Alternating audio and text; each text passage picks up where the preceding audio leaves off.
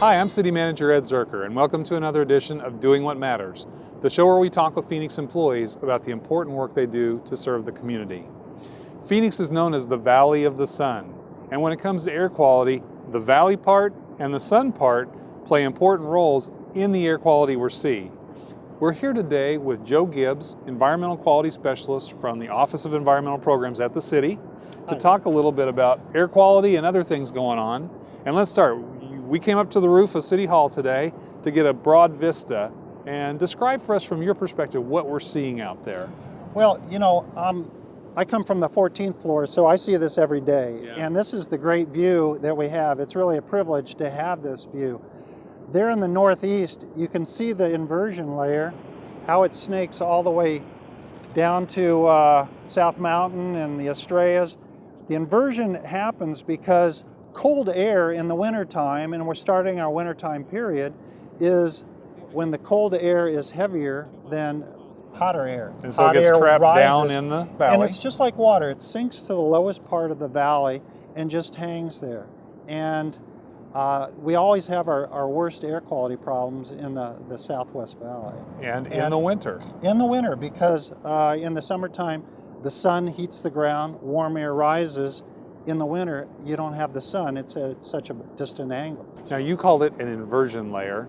The layman's term is the brown cloud. It's the brown cloud. It's the same thing? It's the same thing. What are we actually seeing when we see the brown cloud? Well, it's actually very fine particulates, the finest.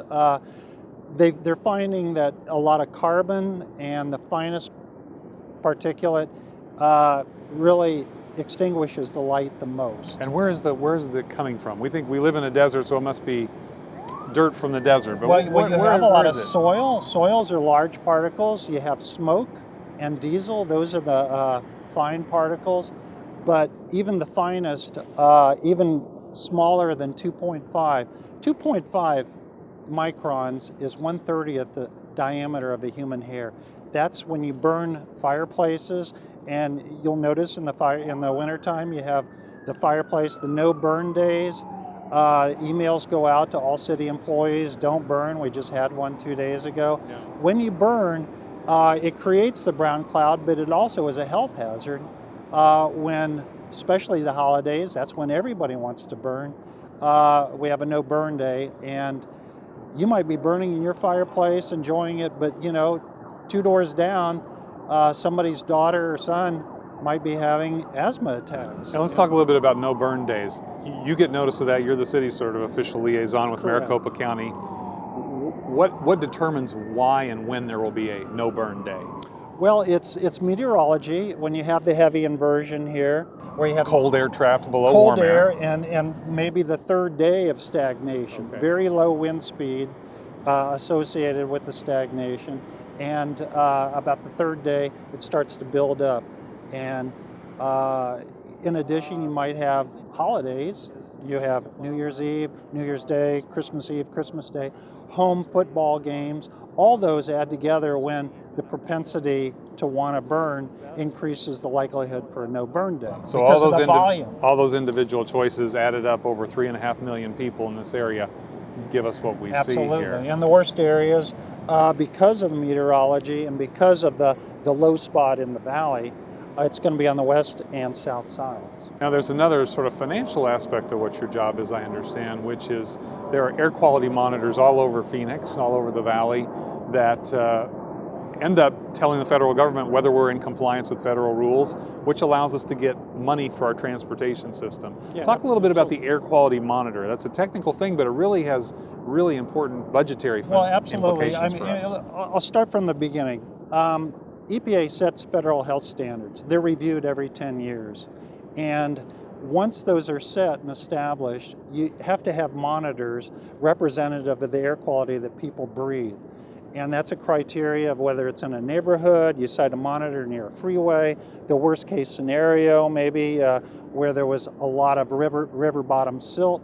So you have a network. The county sets up the network. There's 25 monitors throughout the valley. Those indicate how well we're doing with air quality. If you violate, then it sets in motion a whole process of And you in that regard would be regulation. the entire region, all the cities of Maricopa County together. Absolutely. So- We work together with Yeah. Maricopa Association of Governments, Arizona Department of Environmental Quality, as well as Maricopa County Air Quality Department, to make sure that we don't violate. If we violate, there's a chance that the federal government can punish you until you get your air quality back in shape through the withdrawal of transportation funding. And that can be like $30 billion, excuse me. And that's where I understand the strategies like having no burn days, not allowing people to park on dirt lots. What other sorts of strategies has the city of Phoenix implemented for air quality? Well, we'd have codes, as you said, not parking, using the vehicle on a dirt lot, but we inspect our own lots. I go through, do inspections every year. We inspect our own facilities for internal combustion engines, emergency generators, boilers, parts washers. All those combine and are under regulation through Maricopa County. Paving alleys? Paving alleys, unpaved shoulders. We paved all our parking lots. We have a 10-year, now it's a 15-year alley pavement program using the fast surface. It's kind of like a chip seal. So Joe, you got a huge job that we take for granted the air we breathe, but you don't. And really appreciate the work and energy you've put into this. So thanks for joining us today. Thank you. Individual decisions make a big difference in our air quality. If you'd like to learn more about how you can be part of the solution, go to the website on your screen. For Doing What Matters, I'm City Manager Ed Zerker.